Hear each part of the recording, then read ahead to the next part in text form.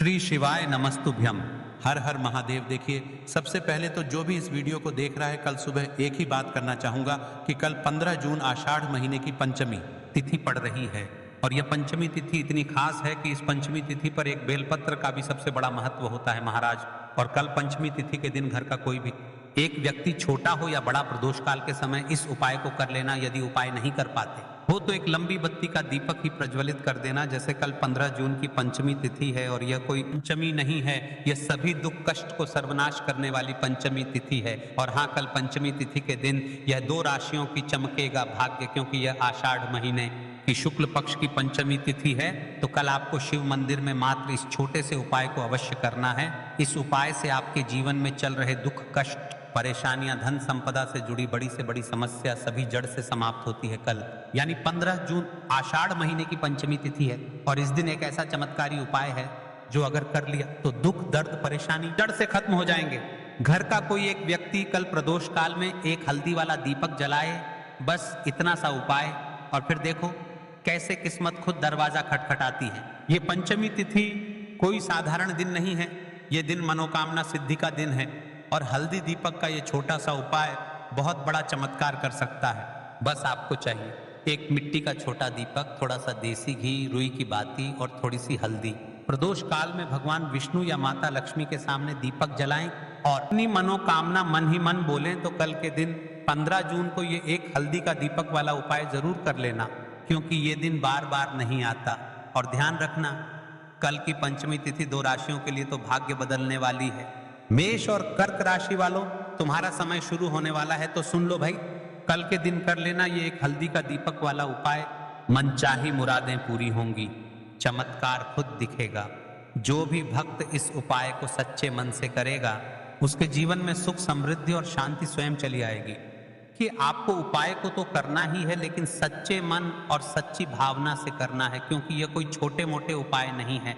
एक हल्दी का दीपक का उपाय, ये हल्दी जिससे सारे शुभ कार्य होते हैं। और दीपक आप यदि प्रज्वलित करते हैं तो आपके अंधेरे वाले दिनों को चमका देगा। तो देखिए, कल जाने की 15 जून पंचमी तिथि के दिन इन उपायों को आपको अवश्य करना है। विशेष उपाय एक हल्दी के दीपक वाला और भी उपाय है। तो देखिए, सबसे पहले मैं आपको बता दूं कि हम राशि से जुड़ा भाग्य भी बताते हैं और भाग्य में चल रहे परेशानियों भी बताते हैं। तो आप आपका नाम और आपकी राशि कमेंट बॉक्स में अवश्य लिख दें। हम आपकी राशि से जुड़ा भाग्य भी बताएंगे और आपको यह भी बताएंगे कि आपकी राशि में कौन से दोष चल रहे हैं जिससे आपके कार्य अट रहे हैं। आप कोई सा भी कार्य करने जा रहे हैं, वहां पर शत्रु आ जा रहे हैं या फिर कोई ना कोई दुर्घटना होती जा रही है। तो आपको पंचमी तिथि के दिन प्रदोष काल में या फिर सुबह के समय इन उपायों में से कोई सा एक उपाय अवश्य करना है, विशेषकर एक हल्दी के दीपक वाला उपाय। अब हम बिना किसी फालतू समय को बर्बाद करते हुए उपाय की ओर चलते हैं। लेकिन ध्यान रहे, आपको इस हल्दी के दीपक वाले उपाय को करने में बहुत सारे सावधानी बरतनी है। और मंदिर में जाकर के यह काम ना करें, ओ जी एक बेलपत्र देना, ओ जी थोड़ा सा जल देना, आधा लौटा। मंदिर में जाकर शिव जी को यह नहीं दर्शन है कि आप उपाय विधि करने के लिए आए हैं, आप उनसे मांगने के लिए आए हैं, क्योंकि सिर्फ तो भोले भाले हैं और वह जो भी देते हैं वह अपनी स्वेच्छा से देते हैं। तो चलिए उपाय की ओर चलते हैं। तो चलिए अब हम अपने सबसे पहले उपाय की बात कर लेते हैं। देखो, इस उपाय को आप सुबह से लेकर शाम तक कर सकते हैं। तो चलिए बढ़ते हैं उपाय की ओर। देखिए, इसके लिए आपको क्या करना है, एक काली मिर्च लेनी है। देखो, ध्यान से समझना, एक काली मिर्च लेनी है और ध्यान देना है कि काली मिर्च कहीं से भी खंडित नहीं होनी चाहिए। फिर इसके बाद आपको लेना है एक गोल बाती का दीपक। देखिए, दीपक आप चाहे तो माटी का ले लें, और यदि आपके पास माटी का दीपक नहीं है तो आप ये दीपक शुद्ध आटा के एक दीपक बना सकते हैं। बस आपको ध्यान देना है कि उस आटे में आपको नमक या हल्दी का प्रयोग नहीं करना है, ठीक है। तो आप एक बढ़िया सा दीपक बना लें और उस दीपक में गोल बाती लगा के उस दीपक में आपको घी भरना है। देखो, गाय का शुद्ध घी आपको उस दीपक में भरना है। अब क्या करना है, आपको इन दोनों चीजों को लेकर चले जाना है बेलपत्र के पेड़ के पास। देखो, गुरुजी ने अपनी अभी की शिव महापुराण कथा में भी बताया था, जो भी व्यक्ति दोष काल में जो भी एक दीपक प्रज्वलित कर देता है, उसके घर पर धन की कमी नहीं हो सकती। देखो, यदि आपके घर के आसपास कहीं बेलपत्र का पेड़ नहीं है या घर से काफी दूर पड़ता है और आप जा नहीं सकते, तो आगे हम ये भी बताएंगे कि कैसे इस उपाय को करना है। अगर बेलपत्र वृक्ष ना हो तो देखो अब आपको प्रदोष काल में इन दोनों चीजों को लेकर चले जाए। बेलपत्र के पेड़ के पास में अब क्या करना है, सबसे पहले आपको उत्तर दिशा की ओर मुंह करके आपको खड़े हो जाना है। जो आप दीपक लेकर गए हैं उससे आपको बेलपत्र की जड़ में प्रज्वलित करना है। दीपक प्रज्वलित करने के बाद आपको एक काली मिर्च अपनी हथेली पर रखना है और बेलपत्र के पेड़ का आपको 5 बार परिक्रमा लगा लेना है। और यदि आप परिक्रमा बेलपत्र के पेड़ का नहीं लगा सकते हैं तो आपको दीपक को चारों ओर कुछ इस तरह से दीपक के ऊपर से 5 बार घुमा देना है, मतलब आरती करना है। और घुमाने के बाद आपको उसी काली मिर्च को दीपक में डाल देना है और वहीं पर बैठकर हाथ जोड़ करके आंख बंद करके, जो भी आपके जीवन में समस्याएं हैं, घर से लक्ष्मी जी का निवास नहीं है, घर में लक्ष्मी जी प्रवेश नहीं कर रही हैं, और भी जीवन में जो भी समस्याएं हैं, तो उस समय आपको विनती करनी है। ठीक है। अब इसके बाद यदि आपके घर के आसपास कहीं बेलपत्री का पेड़ नहीं है तो आपको इन सब चीजों को लेकर चले जाना है शंकर जी के मंदिर में। और शिव जी के मंदिर पहुंचकर आपको क्या करना है, आपको इसी एक दीपक को आपको शंकर जी के मंदिर की जो चौखट होती है ना, वहां पर आपको इस दीपक को जलाना है। और दीपक जलाते समय मुख उत्तर दिशा की ओर होना चाहिए।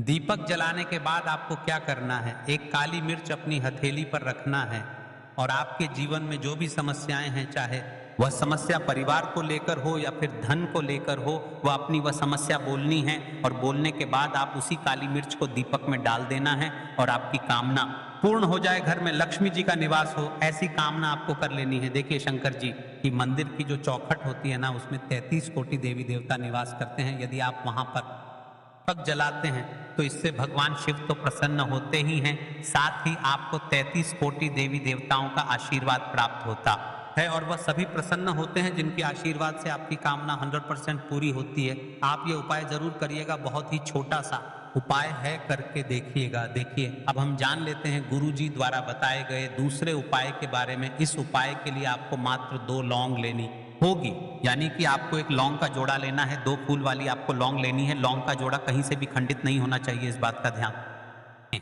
इसी के साथ में आपको लेना होगा लाल चंदन का पाउडर। देखिए यदि आपके पास लाल चंदन की लकड़ी है तो उसे घिसकर भी आप चंदन के रूप में प्रयोग कर सकते हैं। यदि पाउडर है तो उसका भी आप अपने उपाय के लिए प्रयोग कर सकते हैं। देखिए चंदन जो है वह तेज का प्रतीक माना गया है और साथ ही साथ जीवन के अंधकार को दूर करने का प्रतीक माना गया है। अब इसी के साथ में आपको मात्र एक तांबे के पात्र के अंदर शुद्ध जल लेना होगा अपने घर से। अब दोस्तों ये तीनों सामग्री लेकर के सीधे आपको पहुंच जाना होगा शिव के मंदिर में। देखिए इसी के साथ में आपको एक गोल बाती का दीपक भी लेना होगा। दीपक आप मिट्टी का भी ले सकते हैं, शुद्ध घाटा मढ़कर उसका भी तैयार कर सकते हैं। और दीपक में आपको शुद्ध घी का प्रयोग करना है। लेकिन जैसे ही आप इन सभी सामग्रियों को मंदिर में लेकर के पहुंचेंगे, मंदिर में जैसे ही आप चौखट के वहां पर पहुंचेंगे तो मंदिर की चौखट के सीधी तरफ आप जो अपने साथ एक गोल बाती का दीपक लेकर के आए हैं उसे आपको सबसे पहले तो प्रज्वलित कर देना है। यानी कि जैसे ही आप मंदिर की चौखट के वहां प्रवेश करते हैं तो उसके सीधी तरफ आपको ये गोल बाती का दीपक प्रज्वलित कर देना है। आप देखिए जैसे ही आप ये दीपक प्रज्वलित करेंगे तो आपकी जो भी मनोकामना है उससे आपको बोल देना है। आप इस दीपक को इस प्रकार से प्रज्वलित करने के बाद इन सभी सामग्रियों को आपको शिवलिंग के पास में लेकर पहुंच जाना है। अब देखिए दोस्तों आपके पास जो एक तांबे के पात्र के अंदर शुद्ध जल है उसमें से आपको केवल आधा लोटा जल ही भगवान शिव के शिवलिंग पर अर्पित करना है। लोटा जल आपको उसी पत्र के अंदर बचा लेना है। अब दोस्तों आपके पास जो 2 लौंग है यानी कि एक लौंग का जोड़ा है उससे आपको अपना नाम और अपने गोत्र को बोलते हुए आपकी जो भी समस्या चल रही है, आपके जीवन में जो भी परेशानी उत्पन्न हो रही है उन्हें आपको बोल देना है। और ये जो लौंग का जोड़ा है इसे आपको भगवान शिव के शिवलिंग पर अर्पित कर देना है। जैसे ही आप ये 2 लौंग शिवलिंग पर चढ़ाएंगे तो अपना हाथ जो है वहां पर आपको रखना है और महादेव से आपको प्रार्थना करनी है कि मेरे जीवन की ये जो परेशानियां हैं वह सभी दूर हो जाएं। यानी कि आपके जीवन में धन की संबंधित परेशानी चल रही है, कर्ज की समस्या चल रही है, बच्चों का पढ़ाई लिखाई में मन नहीं लग पा रहा है, घर के जो आर्थिक संकट है वह सभी दूर हो, व्यापार आपका ढंग से नहीं चल पा रहा है, घर में रोग की स्थिति बनी हुई है। यानी कि जिस भी प्रकार की आपकी समस्याएं हैं उसे आपको महादेव से बोल देना है और महादेव से इन सभी समस्याओं को दूर करने के लिए आपको प्रार्थना कर लेनी है। अब देखिए दोस्तों, आपने जो 2 लौंग शिवलिंग पर समर्पित की थी उसे आपको वहां से उठा लेना। इन दोनों लौंग को आपको शिवलिंग से उठा के सीधे उससे जल के पात्र के अंदर डाल देना है। यानी कि आपने आधा लोटा जल और बचाया हुआ था, उसी के अंदर आपको ये 2 लौंग डाल देनी है। और साथ में आप जो लाल चंदन लेकर के आए थे, उस लाल चंदन को भी आपको उसी पात्र के अंदर डाल देना है। यानी कि आधा लोटा जल और बचा हुआ है, तो उसी आधे लोटे जल के अंदर आपको ये लाल चंदन भी डाल देना है। आप देखिए, इस आधे लोटे जल में है जिसमें आपने 2 लौंग डाली है, लाल चंदन डाला है, सीधे लेकर के आपको पहुंचना है बेलपत्र के वृक्ष के। वहां पर देखिए, बेलपत्र का वृक्ष यदि आपके घर पर है तो वहां पर आपको आ जाना है। आपके घर के आसपास कहीं भी है तो वहां पर आपको पहुंच जाना है। और उसके बाद आपका जो मुख है वह उत्तर दिशा की ओर होना चाहिए। और उसके बाद आपको अपना नाम और अपने गोत्र को बोलना है। और पुनः अपने जो भी परेशानियां शिवलिंग के पास में बोली थी उन्हें आपको वापस से बेलपत्र के वहां पर भी बोल देनी है। और ये जो आधा लौटा जल और है, ये आपको पूरा बेलपत्र के वृक्ष की जड़ में श्री शिवाय नमस्तुभ्य इस मंत्र का जाप करते हुए समर्पित कर देना है। तो बस इतना सा उपाय आपको करना है। जो भी आपकी परेशानी है, समस्या है, उससे महादेव निश्चित ही दूर करेंगे। अब दोस्तों, हम जान लेते हैं तीसरे चमत्कारी और विशेष उपाय के बारे में। देखिए, यह उपाय बहुत ही चमत्कारी है, क्योंकि इस उपाय से आपके जीवन में तेज की वृद्धि होगी। यानी कि जीवन से जितना भी अंधकार है वह सभी दूर होगा। तो इस उपाय के लिए आपको मात्र एक गुड़ का टुकड़ा लेना है।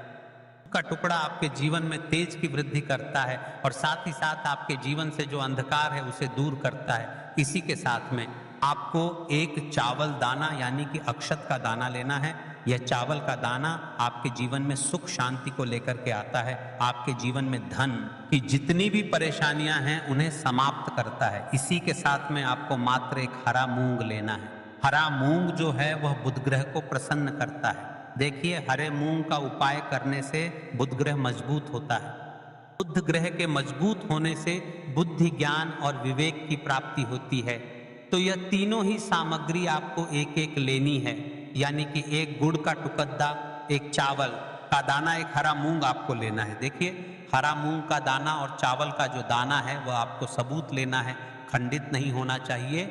और इसी के साथ में आपको मात्र एक तांबे के पात्र के अंदर अपने घर से शुद्ध जल ले लेना है। देखिए, अब इन सभी सामग्रियों को लेकर के सीधे आपको पहुंच जाना है भगवान शिव के मंदिर में। आप यह उपाय से लेकर शाम तक किसी भी समय कर सकते हैं, लेकिन रविवार के दिन ही आपको इस उपाय को करना है। तो सबसे पहले तो यह जो एक गुड़ का टुकड़ा है, एक चावल का दाना है और एक हरा मूंग का दाना है, उन तीनों को आपको उस जल के पात्र के अंदर डाल देना है। लेकिन यह जो उपाय है आपके जीवन की सारी परेशानियों को दूर करने के लिए होता है। लेकिन विशेष मनोकामना तीनों सामग्रियों से ही आपकी परिपूर्ण हो जाती है। देखिए, यदि आपके जीवन तेज होगा तो सभी आपसे वार्तालाप करेंगे, सभी आपसे बात करेंगे।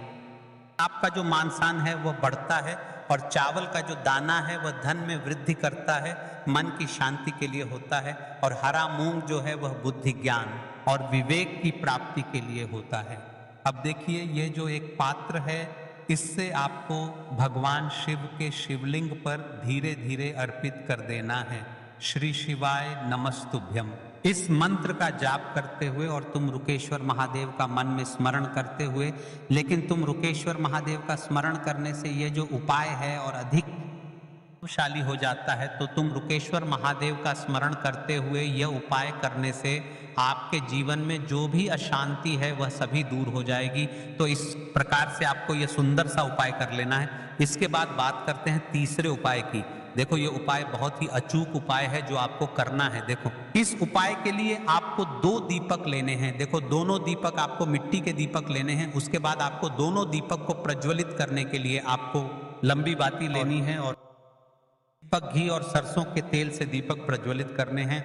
ये सब लेने के बाद आपको लेना है एक कटोरी में कच्चा दूध थोड़ा सा लेना है। उसके बाद आपको लेना है 1 लोटा जल। देखो, गुरुजी ने इस उपाय के लिए बताया है कि यह उपाय आपको प्रदोष काल में करना है। तो ये कहते हैं कि बेलपत्र के वृक्ष में प्रदोष काल के समय में महादेव वास करते हैं। उस समय हम कोई भी उपाय करते हैं तो उसका फल हमें अवश्य मिलता है। देखो, ये सब सामग्री को प्रदोष काल में चले जाना है बेलपत्र के वृक्ष के वहां पर। देखो, वहां पहुंच जाने के बाद आपको सबसे पहले बेलपत्र की जड़ में सबसे पहले वह दूध जो आप लाए हैं उसे समर्पित कर देना है। उसके बाद आपको जो एक लोटा जल जो आप लाए हैं वह आपको धीरे धीरे बेलपत्र की जड़ में समर्पित कर देना है। उसके बाद आप जो दीपक लाए हो दोनों दीपक को आपको बेलपत्र की जड़ में बेलपत्र की तरफ मुंह करके बाती का आपको एक दीपक घी का और एक दीपक तेल का प्रज्वलित कि जो भी मनोकामनाएं हैं वह महादेव को बोलना है। देखो गुरुजी ने कहा रविवार के दिन पर बेलपत्र की जड़ में दीपक प्रज्वलित कर देता है महादेव, उसकी सभी मनोकामना पूरी कर देते हैं। देखिए दोस्तों,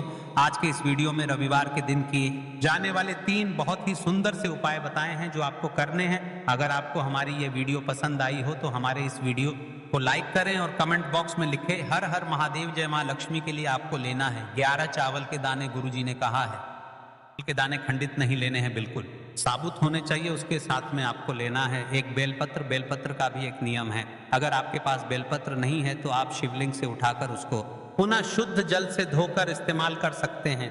इस प्रकार आपको बेलपत्र लेना है।